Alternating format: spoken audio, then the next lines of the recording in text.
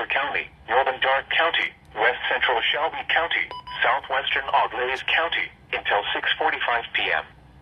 At 6:15 p.m., a severe thunderstorm capable of producing a tornado was located over Ansonia, moving northeast at 35 miles an hour. Hazard, tornado. Source, radar indicated rotation. Impact, flying debris will be dangerous to those caught without shelter. Mobile homes will be damaged or destroyed. Damage to roofs, windows, and vehicles will occur. Tree damage is likely.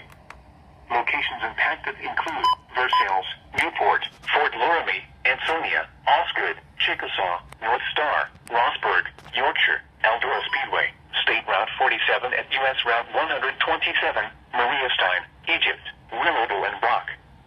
Take cover now. Move to a basement or an interior room on the lowest floor of a sturdy building.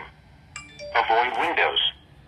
If you are outdoors, in a mobile home, or in a vehicle, move to the closest substantial shelter and protect yourself from flying debris. To report severe weather, go to our website at weather.gov/ILN and submit damage to leave social media when you can do so safely.